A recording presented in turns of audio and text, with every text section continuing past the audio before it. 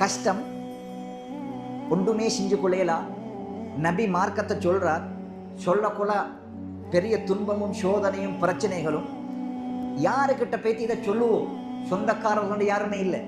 அப்பதான் யோசிச்சாங்க, பக்கத்தில் ஒரு ஊர் இருக்கு தாயிஃப்.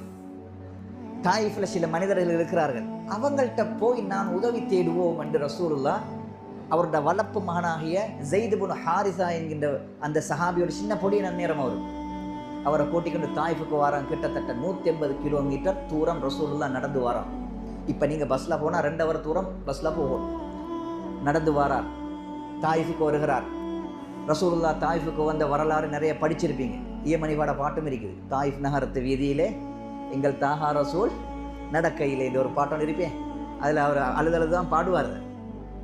தாயிஃபுக்கு வர ரசூலுல்லாஹ் தாயிஃபுக்கு வந்து என்ன செய்கிறார்? உதவி கேட்கிறார். தாயிஃபுக்கு வந்து பார்த்தா தாயிஃபில் யார் தலைவர்கள் என்று கண்டுபிடிச்சி 3 பேரோட பேரை கண்டுபிடிச்சி அவங்கள போய் சந்திக்கிறாங்க அவங்களோட வீட்டில். மஸ்ரூத், நான் நினைக்கிறேன் மஸ்ரூத், இன்னொன்று அப்துயாலீல், இன்னும் ஒரு நபர். இந்த 3 பேரையும் ஒரு இடத்துல எடுத்து ரசூலுல்லாஹ் இஸ்லாத்தை சொல்கிறான். நான் அல்லாஹ்வுடைய நபி, நான் நல்ல தேவ வந்திருக்கிறேன், நான் மனிதர்கள் வழிகட்டிலிருந்து ஒளியின் பக்கம் அழைக்கிறேன், அல்லாஹ் தாலா எனக்கு குரானை தாரான், குரானில் நேர் வழி இருக்குது, இப்படி இஸ்லாத்தை எடுத்து சொல்கிறான். மௌனமாக கேட்டுக்கொண்டிருந்த இந்த 3 பேரும் ரசூலுல்லாஹ் எதிர்பார்த்தாங்க நல்ல ஒரு முடிவு தருவாங்க. என்ற ஹதீஜாவுக்கு பின்னால், அபூ தாலிபுக்கு பின்னால் யாருமே இல்லாத சந்தர்ப்பத்தில் இவர்கள் சரி எனக்கு உதவி செய்வார்கள், நல்ல வார்த்தை சொல்லுவார்கள் ரசூலுல்லாஹ் எதிர்பார்த்தாங்க. ஒருத்தர் என்ன சொன்னார்? அல்லாஹ்க்கு ஒன்றை தவிர வேறு யாரும் கிடைக்கல நபியாக அனுப்புறதுக்கு பெஸ்ட் வார்த்தை. உங்களை தவிர வேறு யாருமே கிடைக்கல அல்லாஹ்வுக்கு நபியாக அனுப்புறதுக்குன்னு கேட்டார்.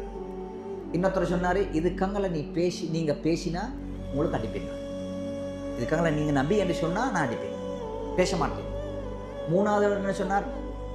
அப்படித்தான் அல்லாஹ் அவங்கள நபி என்று உண்மை என்று இருந்தார், நான் செய்யக்கூடிய வேலை என்ன தெரியுமா? நேராக காபாவுக்கு வந்து காபாவுடைய புடவை கிழித்தெறிவேன் என்றார். ரசூலுல்லாஹ் முயற்சி செய்கிறாங்க, உள்ள கவலையோட முயற்சி செய்கிறாங்க. அவங்க எதிர்த்து கொண்டே இருக்கிறாங்க. அப்போ ரசூலுல்லாஹ் ஒரு கோரிக்கை கேட்டாங்க, என்னை ஏற்றுக்கொள்ள ஏலாட்டி உங்களுக்கு, நான் நபி என்று உங்களோட உள்ளத்தில் வரலாட்டி ஒரு உதவி செய்யுங்க.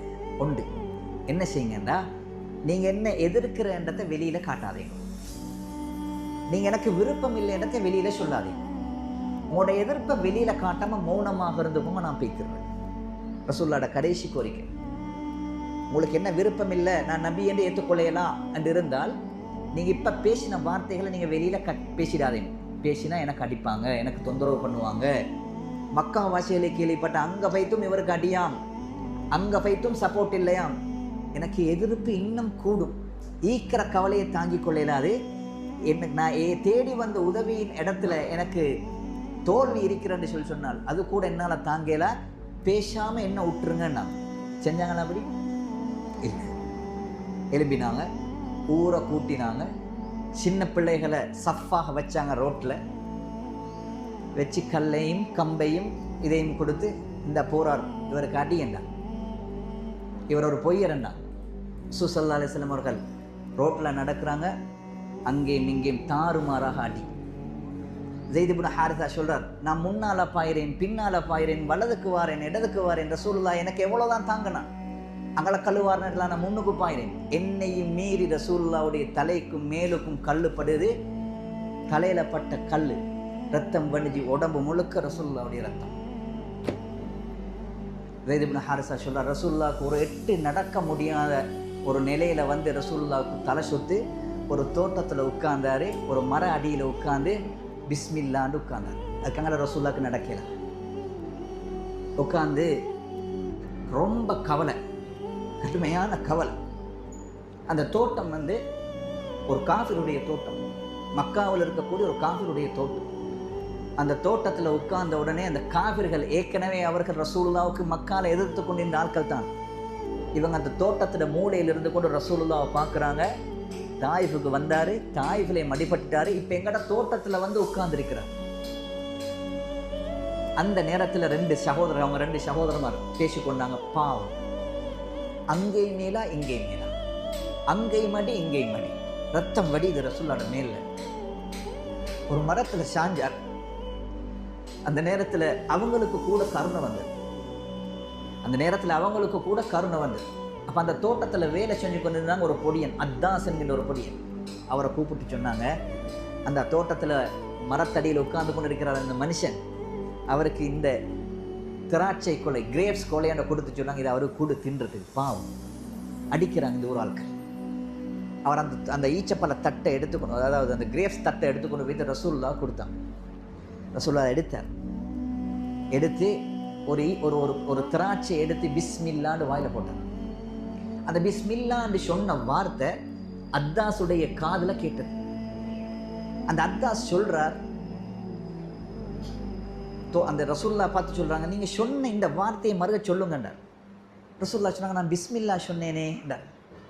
அப்ப அத்தாஸ் கேட்கிறார், நீங்க எங்குள்ள ஆள்? இந்த வார்த்தை உங்களுக்கு எப்படி தெரியும்? இது நபிமார்களை தவிர வேற யாரும் சொல்ல மாட்டாங்களே. அத்தாஸ் சொல்றார், இது நபிமார்கள் சொல்ல வார்த்தையே. திருப்பி ரசூலுல்லா கேட்குறாங்க, நீ எங்க ஊர்? அப்போ அவர் சொல்றாரு, நான் நைனுவா என்ற ஊரிலிருந்து வந்திருக்கிறேன். நைனுவா என்றது ஈராக்கில் ஒரு ஊர், இன்னும் இருக்கு அந்த ஊர், ஈராக்கில் ஒரு ஊர் அது நைனுவா. ரசூலுல்லா சொல்றாங்க, நைனுவா? அது யூனுஸ் இப்னு மத்த என்னுடைய சகோதரர் யூனுஸ் வாழ்ந்த ஊருன்னா. அவனுக்கு ஆச்சரியம், யூனுஸ் நபி வாழ்ந்த ஊரும் யூனுஸ் நபியையும் பற்றி இவருக்கு யார் சொன்னது? அப்ப சொல்றார், உங்களுக்கு யூனுஸை பற்றி எப்படி தெரியும்? அப்போ ரசூலுல்லா சொன்னாங்க, நாங்கள்லாம் நபிமார்கள், அவர் நபித்துவம் கிடைச்சவர், நாங்கள்லாம் சகோதரர்கள் என்று ரசூலுல்லா சொன்ன பொழுது அத்தாஸ் என்பவர் இஸ்லாத்துக்கு வந்ததாக வரலாறு இருக்கிறது. ரசூலுல்லா அந்த பேரிச்ச, அதாவது அந்த கிரேப்ஸில் உண்டை சாப்பிட்டுட்டு வள்ளி தாங்க முடியாமல் ரசூலுல்லா கையை சத்தினாங்க. ஒசத்தி அல்லாட்ட துவா கேட்டாங்க, அல்லாஹும்ம இலைக்க அஷ்கு துஃப குவதி, யா அல்லாஹ், என்னுடைய பலகீனத்தை நான் உன்னிட்ட முறைப்பாடு செய்கிறேன். ஒகில்லத் ஹீலதி, யா அல்லாஹ், இந்த பிரச்சாரத்தில், இந்த மார்க்கத்தை சொல்கிற விஷயத்தில் நான் சரியாக செல்லலையோ, அதுக்காக வேண்டி நான் அடுபடுகிறேனோ, அதுக்காக வேண்டி நான் துன்பத்தை சந்திக்கிறேனோ என்று எனக்கு பயமாயிக்கியா அல்லாஹ். ஏண்ட பலகீனத்தால் நான் இந்த துன்பங்களை அடைகிறேனோ என்று எனக்கு பயமாக இருக்கு. வஹவானி அலன்னாசி யா அர்ஹமர் ராஹிமீன், இறக்கமுள்ள நான், என்னோட நீ இறக்கப்படு. அன்த ரப்பி இலா மன் தகிலுனி இலா பஈதின் யதஜஹமுனி அம் இலா அதுவின் மல்லக்தஹு அம்ரி. ரசூலுல்லாஹ் துஆல கேட்டாங்க, நீ என்னோட கோபம் இல்லை என்றிருந்தால், உன்னுடைய கோபத்தின் காரணமாக, நீ என்னோடு பட்ட கோபத்தின் காரணமாகத்தான் எனக்கு இந்த துன்பம் என்றிருந்தால், யா அல்லாஹ், நீ என்னோட கோபப்பற்றாத. உலகத்தில் நான் வேண்டிய ஒரு துன்பத்தையும் சிரமத்தையும் நான் தாங்குறேன், ஓண்ட கோபத்தை என்னால் தாங்கினான். நீ கோபப்பற்றாத என்னோட, நான் வேண்டியத்தை தாங்குறேன், வேண்டியவர்கள் எதையும் செய்யட்டும். ஆனால் ஒன்று மட்டும் நான் பயம், இந்த சோதனைகள் உன்னுடைய கோபத்தின் காரணமாக எனக்கு தாரதியாக இருந்தால், யா அல்லாஹ், என்னோட நீ கோபப்பற்றாத. நீ கோபம் இல்லை என்றால் இது கங்கிட்டு வரக்கூடிய துன்பத்தையும் நான் தாங்க தயார் என்று ரசூலுல்லாஹ் துவாவை முடிக்கிறாங்க. ரசூலுல்லாஹ் சொல்லுவார், ஃபரஃபஅது ரஸி, என்ற தலையை ஒசத்தினேன். ஜிப்ரீல் அலைஹிஸ்ஸலாம் தன்னுடைய இறக்கைகளை விரிச்ச நிலையில் நிற்கிறார். ஒரு துன்பம் வார நேரத்தில் ஒரு முஃமின் சரியான ஒரு இடத்துல நின்றா அல்லாஹ்வுடைய உதவி வித்தியாசமானது. ஜிப்ரீல் அலைஹிஸ்ஸலாம் இறங்கி சொன்னார், யா முஹம்மதே, இதோ என்னோட வந்திருக்கிறார் ஒரு மலக்கு, உங்களுக்கு சலாம் சொல்றார். அஸ்ஸலாமு அலைக்க யா ரசூலுல்லாஹ், அல்லாஹ்வின் தூதரே உங்களுக்கு சலாம். இவர் தான் அல்லாஹு தஆலா இவரை படைச்சது காரணம். இந்த உலகத்தில் இருக்கிற அவ்வளவு மலைகளுக்கும் இவர் தான் பொறுப்பு. உலகத்தில் படைக்கப்பட்டிருக்க எல்லா மலைகளையும் இயக்கிறவது இவர் தான். அது உஷும்புறதும், அது போகிறதும், வாரதும், அது உருவாகிறதும் இவர் தான் அதுக்கு பொறுப்பு. இப்போ நீங்கள் ஒரு வார்த்தை சொல்லுங்கள், இந்த தாயிஃப் வாசிகளை, இந்த மக்கா வாசிகளை 2 மலைகளுக்கு இடையில் நெசுக்கி அடித்து போட்டோம். உங்களுக்கு செஞ்ச வேலைக்கு மக்கா வாசிகளையும் தாயிஃப் வாசிகளையும் சேர்த்து 2 மலைகள். இப்போ நீங்கள் ஒரு வார்த்தை சொன்னால், ஒரு ஒரு ஒரு ஷைக்கினை நீங்கள் செஞ்சால், அல்லாஹு தஆலா இந்த கூட்டத்தை இப்போ அழித்து நெசுக்கி போட்டுருவான். அப்போ ரசூலுல்லாஹ் சொன்னாங்களா, இல்லை வேணும். ரசூலுல்லாஹோட கருணையை பாருங்கள். நான் இதை தாங்குறேன், எதை அடிக்கட்டும், என்ன ஒதுக்கட்டும், நான் இதை தாங்குறேன். இவர்களுக்கு பின்னால் ஒரு சமுதாயம் வருவார்கள், அல்லாஹு தாலா அவர்களுக்கு ஹிதாயத்து நசீபாக்குவான். இந்த சமுதாயம் ஏற்றுக்கொள்ளாவிட்டாலும் இவர்களின் பிச்சலத்தில் பிள்ளைகளுக்கு பின்னால் சமுதாயம் கொண்டு வரும். அவர்களை அல்லாஹு தாலா இந்த மார்க்கத்தை ஏற்றவர்களாக, என்னை ஏற்றவர்களாக, தௌஹீதை ஏற்றவர்களாக, அல்லாஹ்வை வணங்கக்கூடிய ஒரு சமுதாயம் வரும். அதை நான் எதிர்பார்க்கிறேன். அல்லாஹ்வுடைய தூதர் அந்த அளவுக்கு சிரமத்துக்கு மேலால் தாங்கினது இந்த மார்க்கம் எல்லாருக்கும் போய் சேரணும்ன்றதுக்காக.